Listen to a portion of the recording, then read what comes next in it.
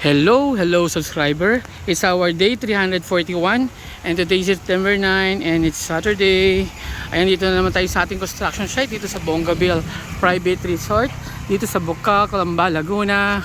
Ayan, mag-update na naman tayo ng construction. Yun nga lang, minabutan ako ng ulan. Ayan, hapon na. At pinapansin ako dito may mga bagong kuting-kuting na naman kami dito, mga stray. So dami sa amin na naman laki yan. At ito ay nabutan ako ng ulan. At ito, mamadali tayo pumasok kasi sakto kung kailangan mag-umpisa ka mag-vlog, saka naman siya nag-uulan. Ayan, pasok muna tayo. Padang, pasok. Sorry. Ayan. Ayan, update naman tayo muna. Itong nakaraan, tinanggal na nga yung ating formworks dito sa ating hagdanan. Ayan. Tapos ayan, na-install na rin yung ating canopy kahapon. Tapos na siya. Nailagyan na rin ng screw kanina umaga yan. Pero yung pinaka-film niya hindi pa natatanggal. Ayan. Ayan, maganda na siya. Pero bago tayo pumunta dyan, dito muna tayo sa dito na, sige, akitin natin muna yung second floor sa view deck para makita natin yung niya yan, yung installation nila. Nakakaano naman, biglang umulan, masaktuhan tayo at ang lakas ng kulog. Baka tayo makidyatan dito sa tabi ng puno ng akasya pa naman, no? Ayan, so ito, yan, may canopy na tayo, may silong na. Matetest na natin kung may leak yung gawa nila ngayon. Saka kung naka-level siya, naka-kribe. Ayan, yun yung mga ulan, no? Makikita natin dyan. Lakas ang hangin ng ulan, no? Lakas ang hangin. Umikilat-kilat, Lord. Makakilatan tayo nag-video. Ayan, pero maganda naman. Makikita nyo yung hangin ng ulan nandito lang sa may halos dulo. Kasi yung hangin nandun man nagaling sa kabila. So yung hangin dyan lang. Pero pagka diretso yung ulan nandito, yung hangin naman nandyan. So nandito siya sa harapan. Kasi yun, nag-drip din sa taas, oh. So, kailangan ko lang yan din ng mga angle bar yan sa ibabaw. Para kung sakali hindi masyado mag-drip dun sa may, mag-wait na kulay puti yung mga ganyan, oh. So, gusto ko lang yan siya na angle bar para maiwasan dumikit sa dingding. Sa pinaka, niya. Nahanap ako ng angle bar dyan na aluminum. Ayan. Kasi ito naman, nakabit na rin. Ako, mahamog na yung ating camera. Sandali, ayan, malinaw na yung camera. Naaanggian siya, eh. Ayan, ito na siya. Actually, pinag-iisipan ko kung papabago ko o hindi. Kasi nga, naka-bird pa na siya, pati ngala, yung pinaka-frame niya. Kasi inaabol din yung slope ng bubong saka ng kesame. Pero parang okay na din kasi nga kung i-diretso natin yan, hindi rin siya pantay. So mag-aalanganin naman din ako kung pantay naman lahat to, hanggang dito pantay naman, ang magiging problema naman magastos na polycarbonate. Kasi ang ginawa namin, yung isang polycarbonate na sheet, yung ganito, yung rolyo na ganyan, dinivide namin sa tatlo. So bawat sa tatlo, yung tatlong, isang 1/3 bali magagamit namin dyan. So makakatipid kami ng polycarbonate. Ita-times 3 lang namin yung niyan. Ay divide by 3 yung haba nito, paligid ito divided by 3, yun na yung ordering ko ilang feet. So makakatipid ako. Yun nga lang, sakripisyo pagdating dito sa kanto na to, kitang-kita mo na siya, pa slope pataas saka pababa, di ba? Kasi mababa dito mataas yung kesame. So parang okay naman din siya, pero dito sa kabilang side hindi naman siya pansin, no? Ganun din naman siya dito, pa slope din pababa. Hindi naman din siya pansin. Kaya okay lang din. Yan. Kaya yung aking camera ay medyo talagang malabo na uli. Dali. Yan. Natatakot ako baka kiditan tayo ng kasi nga sa karamihan ng kiditan, di ba yung puno ng mga ganyang akasya. Ayan, oh. Nastabi na ako ng akasya. Tapos ito, tabi din ako ng poste, oh. Although safe naman ako dito, hindi man ako mag-ground. So wala makita itong ating canopy kung dadali siya pababa. Pero mahina lang slope niya, hindi siya bumababa. Ayan, naghahamog na naman yung camera. Sandali lang. Ayan, wala na yung hambog. Titignan ko kung mag-stop siya pababa. Medyo kasi gradual lang, oh. Konti-konti lang yung slope niya. Para lang protection lang talaga sa ulan na ano, na hindi mabasa yung baba namin doon. Tapos yun, kausap ko si architect, baka magpadala na daw siya bukas ng extra namin katulong na ano, kasi nga problema ako sa ano, sa tao, medyo parang napapagala ng konti. So may extra kaming kukunin na extra welder saka isang pintor pa para matapos na lang din. Nakakatipid nga ako sa gastusin sa labor, pero yun nga, mabagal naman. So nagpadagdag na tayo para at least kahit medyo gastos na konti sa labor, medyo bibilis-bilis naman ang ating galaw. Marami tayong matatapos. Kailangan na i-maximize lang natin yung gagawin nila. Although noong nakaraan nagdagdag na rin kami ng labor, yung si, hindi ko matandaan yung pangalan, parang kamukha ni, kabuto siya ni Wamus, parang sila lang buto eh, slim din. Ayan o. Tapos kanina medyo mga tanghaling tapat, ini-skim coat nila to para magpantay, kasi dapat pipinturahan na to ng rubberized. Kaso medyo bako-bako, hindi magandang ano. So ini-skim coat. Tayo, okay na ba ini-skim coat talaga yung sahig? Ha? Magaan yan? Bubukol-bukol? O kaso ano, parang chocolate, diba yung skim coat? Sisip-sip lang siya ng tubig, no? So kailangan patuyuin natin bukas ng bago pinturahan. Kasi ano yan eh, yung skim coat parang pansin ko para siyang chalk talaga. So sisip-sip siya ng ano, kung maglalagyan mo ng pintura, kakain siya ng ano, parang panapal. So parang kailangan, dahil nabasa siya, kaka-skim coat lang namin, bukas kailangan tuyo-tuyo siya bago pahiran ng pinaka ano, ng rubberized na. Tayo, ano pintura natin rubberized, tawag doon? Ano ba? Floor paint lang?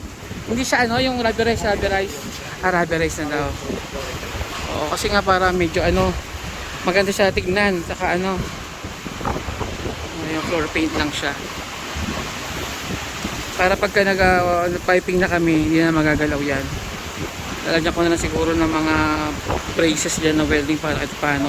Support din siya doon sa, kasi baka umusog-usog itong pinaka-tangke. So para hindi siya umusog, i-welding natin sa dingding na naka-pirmi din siya na konti doon. Yan, nakatakot pa, paano tayo? Baka makidatan ako. Tapos kanina naglinis sila dito sa pump room. Tignan natin ang ginagawa nila dito. Sa boss ship kanina nagagalaw-galaw. So ayun, nabasa ako ng ulan talaga. Ayan, nakita nila pala dito yung, dito tayo sa kabilang side. Manilim dito ng ano. Ayan, nakita nila dito yung bladder tank. So ayan, pwede na natin ano. Pero parang gusto ko rin siya lagyan ng frame. Para kung sakali matumba o may konting lindol-lindol, di ba, hindi siya tumumba. Ay, nababasa pa rin ako ng ulan. Ayan. Andiyan yung anggi, oh.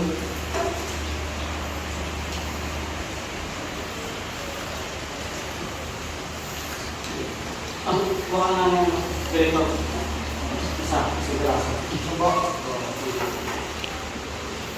May question, bakit dalawang pipe na kaya yun nandiyan na abang, no, puti? Hindi ba yan ano, at tatlo? Tatlo dapat yan? Dalawa lang? Dalawa. Nakita niyo yung tatlo. Isa, dalawa. Hindi, yung galing sa kusina. Ito. Tapos yung sa, ano, sa pandilig ng halaman. Nakabit na. Naka-foundation dito. Ay, asan lumabas yun? Ito. Dalawa lang yan ah. Yung isang nakalabas, sino pang halaman? Nakalabas. Okay. Ayun pala, may nakatakip na. Siguro yung nakabaon na yun yung main na nasa building. Ayun, nasa dalawa kasi yun nasa labas, oh.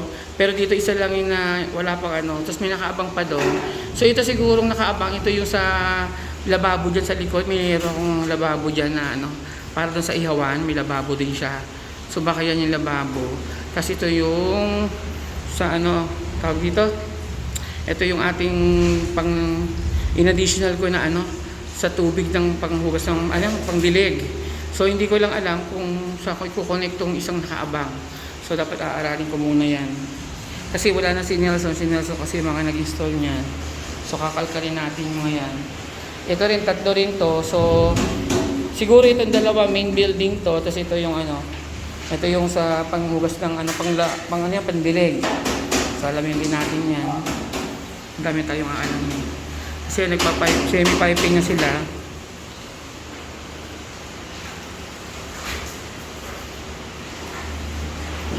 Ay, itataas yan. Baka matatabunan niya pag tinaas.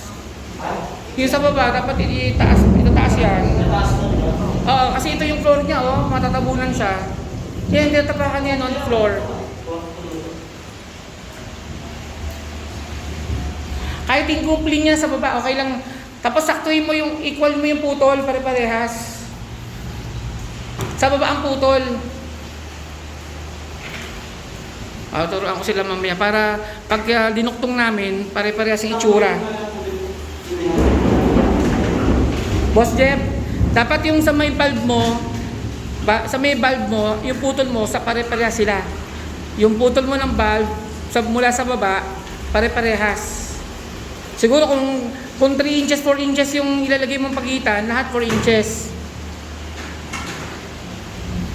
O kaya 5 inches mo na, ganon. Oo, patingin. Basta pare-parehas mo sila para pag dinugtong ko sila, pare-parehas.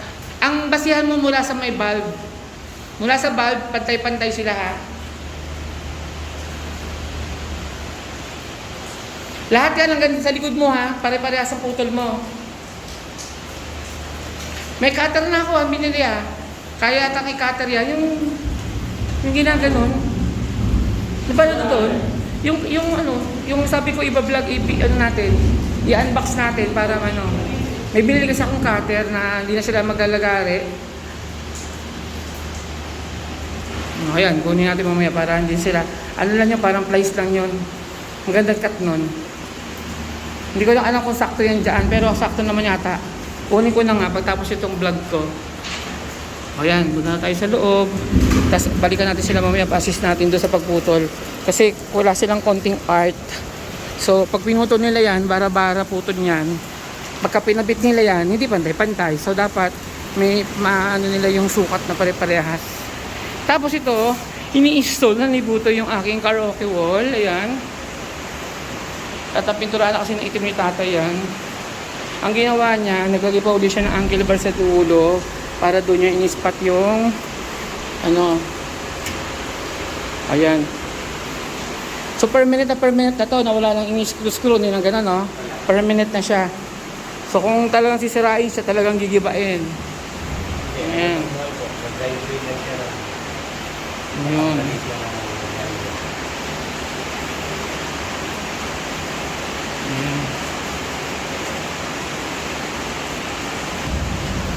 Yan, may papa-unbox tayo kay Butoy na item. Kasi ito yung gagamitin ni Boss Jeff. Ina-unbox ko lahat ng item ko kasi sa Lazada, kailangan may video. Pag kasi mali ang nabili mo, binidala sa'yo na item, pwede mo isole, may proof ka na mali yung nakuha mo. So dapat talaga binibidyohan. Pagka yung picture lang kasi, hindi masyado hindi ka paniwala. Unlike ng video, kasi kasama mo rin dapat yung nag-unbox. Tapos naka-smile dapat. Yan. Seryoso eh. Sige lang, sirain mo na lang sirain. Sige lang, ayan. Ayaw pang putol. Oo, kasi yung nakapagputol natin, nasira daw ni Nelson. Sino mo nakasira? O sabi si electrician daw. Hindi ko na alam yung size nito, kung kaya yung 2 inches. Meron bang limit to? Wala, may lang yan. Hanggang 3/4 lang ata, unang video. Ay, walang hindi kasya. Hindi magagamit ni to. Hanggang lang, 1258 ba to? O 42 mm. Ano ba 42 mm? 4.2. O di kaya 4 inches? 4 inches. O kaya 2 and 2 and a half lang binuputo nila eh. Oo, ayan, may magagamit na sila Boss Jeff to, no? Sakto naman to. Ayun yung karaoke wall natin. Susunod yan, lalagyan na nila yan na kahoy na marine wood. Tapos yun nga, yung bukasan namin, ano ba yung usapan natin bukasan? Ayun, nakatago yung kahoy doon para yung lock namin nandito.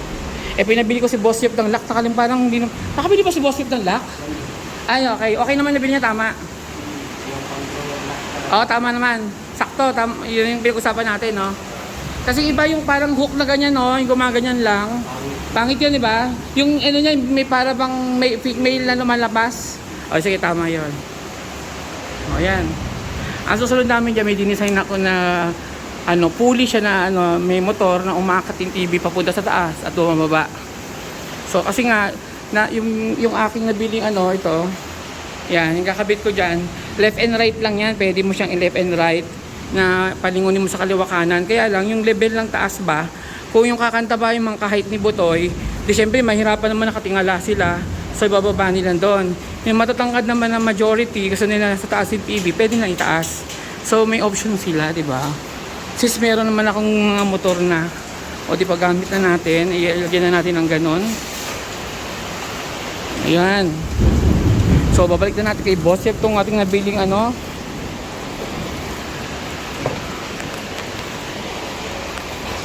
Boss Jeff po, cutter. Kaya yung 42. Ito cutter, tang. Ito cutter. Tang, ulitin ko yung ano ha. Mula doon sa may valve tang, pare-parehas yung putol nyo mula sa baba sa kataas ha. Wag bara-bara ah.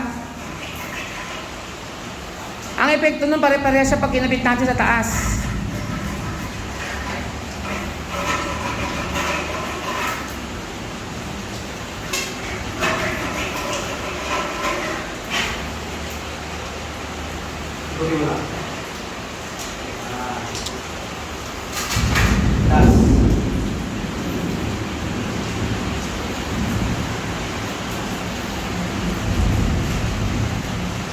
Tang, hindi yung height ng pinuputol lang, ano ba yung babasihan mo? Yung taas niya pare-parehas? Yung bulb. Yung bulb ang babasihan mo ha, yung bulb. Mula sa bulb, pare-parehas yung sukat niya. Hindi yung pinutol mong bulb, ito yung putol na, pare-parehas dapat yung putol mo. Ito yung putol na. Boss Jeff, yung putol na pakita mo. Yan, pare-parehas dapat yung putol mo. Yan. Pare-parehas yung sukat dapat mula. Oo nga, pati doon, parehas dapat yung putol dito. Kasi pag inabit natin yan, pare-parehas magkakapantay. Pati dito ganun din. Huwag mo isipin kung mababa. Pantay na yun. Nakataon, pantay na. Pantay ko na. Kaya hindi ba ako. Sige. Hindi ako naiintindihan. Okay, sige. Pero ano ba gusto mong Pero okay naman. Pantay ba o Hindi, nakita ko si Tatang kasi, nagbabase siya ng putol doon sa height ng pinutol niya ng karaan. Sabi ko, wag. Wala ko pa kailang kung mataas o mababa, basta pare-parehas yung putol ng bulb, pababa. Dapat pare-parehas. Hanggang dito yan ha. Hanggang dito sa kabila. Yan. Kasi pag dinutong natin yan, madali na mag-adjust dun sa taas. Ayaw mo gamitin ito, binigay ko pang cut. Kasi yung 4 inches daw.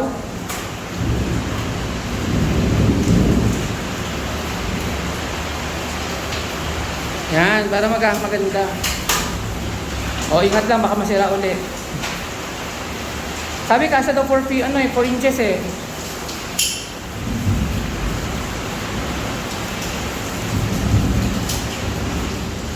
Yan, ang dali pag may cutter Sige, tuloy-tuloy lang. Hindi kayo tuloy-tuloy lang?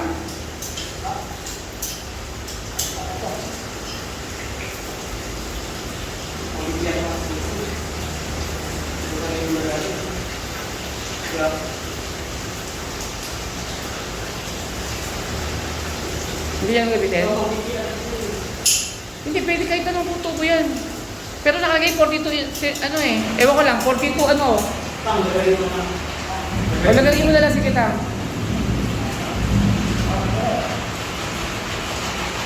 Yung dugtungan mo dito, may madudugtong ka dito, Boss Jeff. Papunta dito sa loob nito. Ayun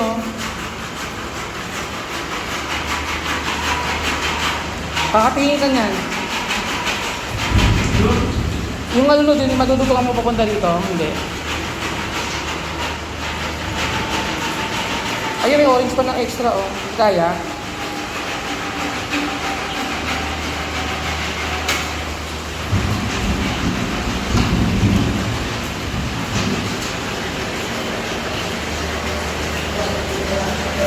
Ay, babagsak. Ingat, huwag mo ikutin, babagsak.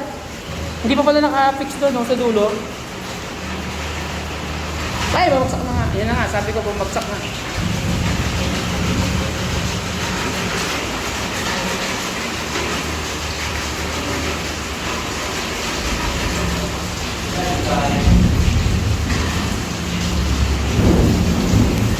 Ayan, lakas ang ulan. Saktong masilip natin yung mga may butas dapat dito ng itong oras. Eh, nabasa na ako ng ulan.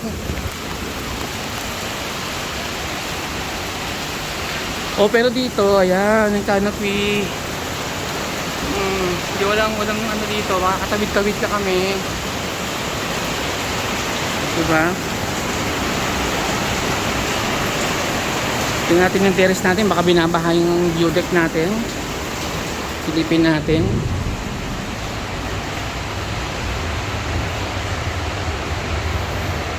So far, malinis naman. Wala naman siyang kahit anong kuning-kuning na tulo.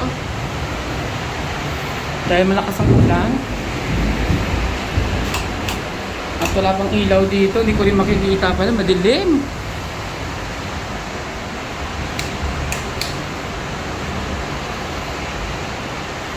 So far, wala naman. Itong terrace ko naman, kahit malakas ang anggi dyan, pupunta pa siya dito sa ano. Hindi naman kasi mas mataas naman to. At alam ko waterproofing yan. Pero mas maganda pa rin lagyan pa uli yung dulo sa loob. Sisiksikan pa dyan. Para sigurado. Kasi talagang aanggi dyan. Ayan, silip nga tayo dito. Ayan yung alulod natin. Temporary pa lang naman yan.